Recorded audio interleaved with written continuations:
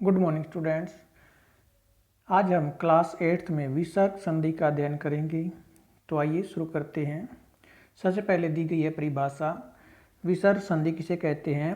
विसर्ग के बाद या विसर्ग के साथ स्वर अथवा व्यंजन के मिलने से जो परिवर्तन होता है उसे विसर्ग संधि कहते हैं। अर्थात विसर्ग के बाद स्वर अथवा व्यंजन आने से स्वर या व्यंजन आने से विसर्गों में जो परिवर्तन होता है उसे हम विसर्ग संधि कहते हैं। ठीक है, जैसे आपका है निह प्लस धन है, तो यहाँ पर विसर्ग के बाद क्या आया है? धन है का ध जो है आपका व्यंजन आया है।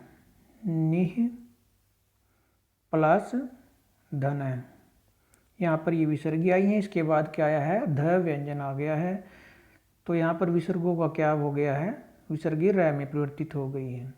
तो विसर्गों के बाद स्वर या व्यंजन आने से विसर्गों में जो परिवर्तन होता है उसे हम क्या कहते हैं? विसर्ग संधि कहते हैं। तो यहाँ पर आपका शब्द बन जाएगा निर्धन है। ठीक है, इस प्रकार अगला उदाहरण है नमः प्लस ते नमस्ते बन जाएगी। यहाँ पर विसर्गों का क्या बन गया है? विसर्गे स में परिवर्तित हो गई है। नमः की जो विसर्गे है वो स में परिवर्तित हो गई है। ठीक है, नमस्ते आपका शब्द बन जाएगा। आगे आपका विसर्ग संधि के भेद दिए गए हैं। तो सबसे पहले आता है विसर्ग का ओ हो जाना, यानी कि विसर्गे ओ में परिवर्तित हो जाएंगी। कब होंगी उसके लिए नियम दिया गया है। क्या नियम है? यदि विसर्ग से पहले अ हो, यानी कि ये विसर्गे हैं और इससे पहले क्या आया हो? अ वर्ण आया हो विसर्गों से पहले, और बाद में किसी वर्ग का, और इसके बाद क्या है? किसी वर्ग का तीसरा, चौथा, पांचवा वर्ण, तीसरा, चौथा या फिर पांचवा वर्ण आया हो, या फिर आया हो य र ल व है में से कोई वर्ण आया हो। य र ल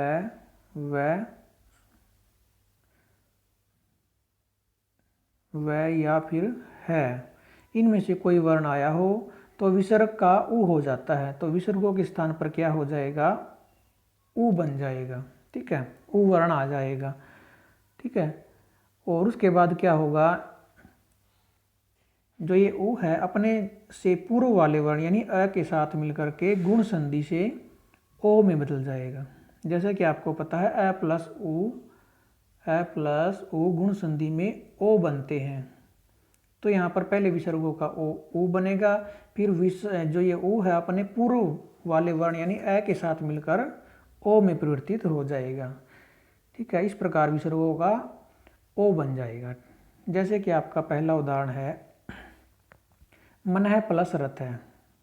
मनः प्लस रथ है, तो यहाँ पर कहता था कि यदि अवर्ण के बाद विसर्ग आई हो, यानी कि विसर्गों से पहले अवर्ण आए हो, यहाँ पर विसर्ग आई है और इनसे पहले जो न वर्ण है उसमें जो अवर्ण है वो विसर्गों से पहले है। ठीक है, तो यहाँ पर विसर्गों से पहले अवर्ण आया है, क्योंकि न का वर्ण विच्छेद करेंगे तो क्या बनेगा? न प्लस अ। तो यहाँ पर विसर्गों से पहले क्या आ गया? अवर्ण आ गया। उसके बाद क्या आना चाहिए आपका? उसके बाद किसी वर्ग का तीसरा, चौथा,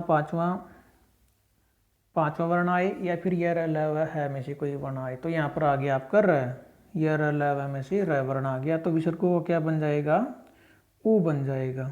ठीक है, तो उ बनने के बाद विसर्गे अ के साथ मिलकर क्या बना लेंगे? दोनों ओ बन जाएंगे। अ प्लस उ ओ बन जाएंगे। तो आपका शब्द बन जाएगा यहाँ पर मनोरथ है। इस प्रकार से विसर्गों का ओ बन के न में जुड़ जाएगा, क्योंकि न का जो अवर्ण है वो उ के साथ मिलकर के ओ में परिवर्तित हो जाएगा। इस प्रकार आपका मनोरथ शब्द बन जाएगा। तो ये बाकी के उदाहरण आपके इसी प्रकार है सारे। इन सभी उदाहरणों को आपने एक बार देख लेना है। आगे दूसरा नियम है विसर्ग संधि का, विसर्ग का स हो जाना। विसर्ग का स हो जाना, तो विसर्गे स में कब परिवर्तित होंगी? यदि विसर्ग से परे किसी वर्ग का, यानी कि ये विसर्ग आई है आपकी किसी शब्द के साथ, और इसके बाद क्या आया हो? किसी वर्ग का पहला, दूसरा वर्ण आया हो, तथा स और स वर्ण हो तो विसर्ग का स हो जाता, या फिर तीनों स में से कोई वर्ण आया हो, ठीक है, या फिर तीनों प्रकार के स में से कोई भी स आया हो आपका, तो विसर्गों का क्या हो जाएगा, विसर्गों का ये वाला स बन जाएगा दंत्य स। ठीक है, जैसे कि आपको उदाहरण में देख लेते हैं एक, जैसे आपका नमः प्लस कार, तो नमः प्लस कार आपका आया है, तो यहाँ पर विसर्गों के बाद क्या आ गया आपका पहला वर्ण का, क्या है, पहला वर्ण है, वर्ग का पहला वर्ण, क वर्ग का पहला वर्ण है, तो विसर्गों क्या बन जाएगा आपका स बन जाएगा हलंत के साथ, तो आपका शब्द बन जाएगा नमस्कार है। ठीक है, इसी प्रकार जो बाकी उदाहरण है सारे इसी प्रकार से हैं, आपने इन सभी उदाहरणों को भी देख लेना है।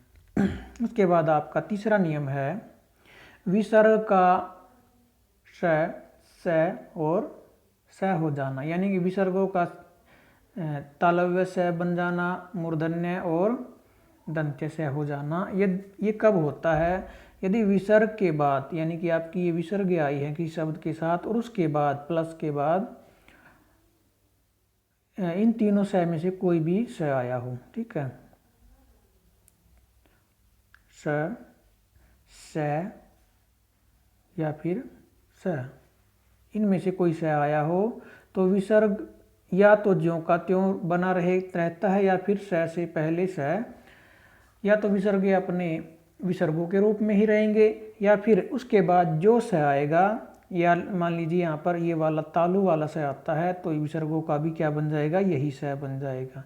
ये वाला स आएगा विसर्गों के बाद तो विसर्गों का भी यही स बनेगा, और अगर ये वाला स आता है दंत्य सकार तो विसर्गों का भी क्या बन जाएगा, यही वाला स बन जाएगा। ठीक है, जैसे आपका पहला उदाहरण है दुह प्लस शासन, दुह प्लस शासन, दुह प्लस शासन, तो यहाँ पर विसर्गों के बाद क्या आया है, ये वाला तालु वाला स आया है, तो विसर्गों का यहाँ पर क्या बन जाएगा, यही स, या तो विसर्गें इसी प्रकार रहेंगी, या तो विसर्गें विसर्गों में ही रहेंगी, या फिर इनका बन जाएगा स। तो यहाँ पर संधि होकर तो आपके दो दो शब्द बनेंगे, जैसे यहाँ पर बनाए गए हैं दुह शासन है या फिर दुशासन है।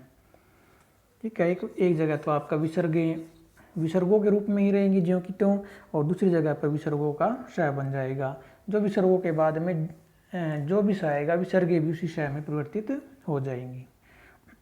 ठीक है, आगे है दूसरा भाग इसका, यदि विसर्ग के बाद च छ हो तो विसर्ग का स,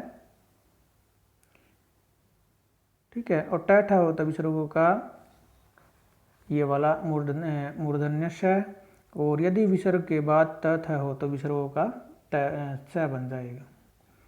ठीक है, यानी कि ये कहता है यदि ये आपकी विसर्ग आई हैं, विसर्गों के बाद यदि आपका आता है च और छ में से कोई वर्ण आता है, च और छ में से कोई वर्ण आता है तो विसर्गों का क्या बन जाएगा, विसर्गों का बन जाएगा श, तालु वाला श। यदि विसर्गों के बाद आपका आता है ट और ठ वर्ण में से कोई वर्ण आता है तो विसर्गों का क्या बन जाएगा, फिर ये वाला मूर्धन्य स। और यदि विसर्गों के बाद का आता है त और थ, त और थ में से कोई वर्ण आता है तो फिर विसर्गों क्या बन जाएगा, ये वाला स, दंत्य स। ठीक है, क्यों और ये क्यों बनते हैं ये भी बता देता हूँ, क्योंकि च और छ का जो उच्चारण स्थान है वही उच्चारण स्थान इस स का है, ट और ठ और इस स का उच्चारण स्थान एक ही होता है, इसलिए ये वाला स ट ठ के साथ ये वाला स बनेगा। और त और थ आने से ये वाला स क्यों बनेगा, क्योंकि इन तीनों का उच्चारण स्थान क्या है, एक ही है, यानी कि दंत है, इनका क्या है, मूर्धा है, और इन तीनों का उच्चारण स्थान क्या है, तालु है। ठीक है, तो च और छ के आने से ये वाला स क्यों बनता है, ट और ठ के आने से ये वाला स क्यों बनता है, इसका कारण है कि इनका उच्चारण स्थान क्या है, एक समान है। जैसे कि हम उदाहरण में देख लेते हैं, कहता कि उदाहरण दिया गया जैसे हरि ही प्लस चंद्र, हरि ही प्लस चंद्र आपका शब्द है। तो यहाँ पर विसर्गों के बाद क्या आ गया, च आ गया। तो च और छ के आने से कौन सा विसर्ग के कौन से श में बदलती है आपकी, तालु वाले श में, क्योंकि च का उच्चारण स्थान क्या होता है, तालु। ईचू यसा नाम तालु। तो यहाँ पर विसर्गों का ये बन जाएगा। तो आपका शब्द बन जाएगा हरीश चंद्र, क्योंकि जो विसर्गों स्थान पर आपका श बनेगा वो हलंत के साथ बनेगा। उसके बाद आपका बाकी के जब जो उदाहरण आपके इसी प्रकार से बनेंगे इसके, ठीक है। बाद में आपका जो वर्ण आएगा उसका जो उच्चारण स्थान होगा वही वाला स आपका विसर्गों के स्थान पर बनेगा, ठीक है। उसके बाद हमारा फोर्थ नियम है, यदि विसर्ग से पहले ई या उ हो और उसके बाद क प फ हो तो विसर्गों का स हो जाता है। क्या कहता है कि यदि विसर्ग से पहले, यानी ये विसर्गे हैं और इससे पहले क्या होना चाहिए, या तो ई हो या फिर उ वर्ण हो, और विसर्गों के बाद क्या हो, या क वर्ण, प वर्ण या फिर फ वर्ण हो, तो विसर्गों का क्या बन जाता है, ये वाला स, षटकोण, मूर्धन्य स या षटकोण वाला स जिसे आप बोलते हैं। जैसा कि आपका पहला उदाहरण है दुह प्लस कर्म, दुह प्लस कर्म, ठीक है, दुह प्लस कर्म। तो यहाँ पर विसर्ग आई है, विसर्गों से पहले उ आ गया। विसर्गों से पहले जैसा किसने बोला था कि ई या उ आना चाहिए, तो यहाँ पर उ आ गया। और उसके बाद क्या आना चाहिए, क प और फ में से यहाँ पर क में क वर्ण आ गया आपका क। तो विसर्गों क्या बन जाएगा, ये वाला स बन जाएगा। तो आपका शब्द बन जाएगा दुष्कर्म है, ठीक है। आपका शब्द बन जाएगा यहाँ पर दुष्कर्म है, ठीक है। उसके बाद है आपका पांचवा नियम है, विसर्ग का र हो जाना, यानी विसर्गों के स्थान पर र कब बनेगा। इसका नियम है आपका, यदि विसर्ग से पहले अ या आ को छोड़कर कोई इनसे भिन्न स्वर आया हो, यानी विसर्गों से पहले अ या आ नहीं आना चाहिए, इनसे अलग कोई भी स्वर आ जाए, ठीक है। यानी कि अ या आ को छोड़ करके कोई भी स्वर आ जाए। और उसके बाद कहता है, और उसके आगे किसी वर्ग का तीसरा, चौथा, पांचवा, विसर्गों के बाद किसी वर्ग का तीसरा, चौथा या फिर पांचवा वर्ण, अथवा य र ल व ह में से कोई वर्ण, ठीक है, या फिर इन वर्णों में से कोई वर्ण आया हो, य र ल व ह, तो विसर्गों के स्थान पर क्या हो जाएगा, र बन जाएगा, ठीक है। जैसे आपका पहला उदाहरण है दुह प्लस जन, दुह प्लस जन। तो यहाँ पर आपका नियम कहता है कि विसर्गों से पहले अ या आ को छोड़कर कोई स्वर आना चाहिए, तो यहाँ पर उ स्वर आ गया, ठीक है, ठीक। और उसके बाद कहता है कि किसी वर्ग का पहला, दूसरा, पहला नहीं, तीसरा, चौथा, पांचवा, तो यहाँ पर क्या आ गया, जय, जय क्या है, तीसरा वर्ण है च वर्ग का, तो विसर्गों क्या क्या बन जाएगा, यहाँ पर र बन जाएगा। और आपका फिर शब्द बन जाएगा, र आपका हलंत वाला बनेगा, तो हलंत र बनने से आपका जो शब्द बनेगा वो बनेगा दुर्जन है। ये र आपका नेक्स्ट वर्ण के ऊपर लिखा जाएगा, जय की, ठीक है। इस प्रकार जो ये आपके इसके उदाहरण हैं सभी एक समान है, इन सभी को आपने करके देखना है। अगला नियम है विसर्ग का लोप हो जाना, यानी कि विसर्गें समाप्त हो जाएंगी। लोप का अर्थ होता है हट जाएंगी।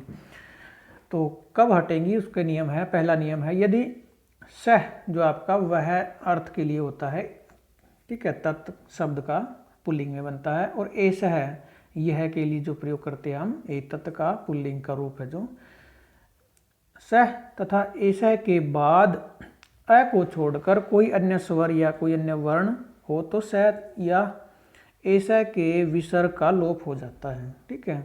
जो आपके स, ये दो ही शब्द दिए गए हैं, स और ऐसा, इनके बाद अ को छोड़कर कोई भी वर्ण आया हो तो विसर्गों का, इनकी विसर्गों का लोप हो जाएगा, यानी कि इनकी विसर्गें हट जाएंगी। जैसे कि आपका पहला वर्ण है, उदाहरण है सहपठती, सहपठती में जो स की विसर्गें हैं उसके बाद क्या आया, प वर्ण आ गया, तो अ को छोड़कर कोई वर्ण आना चाहिए, तो यहाँ पर पै वर्ण आने से स की विसर्गे हैं वो हट जाएंगी, स पट्टी लिखा जाएगा।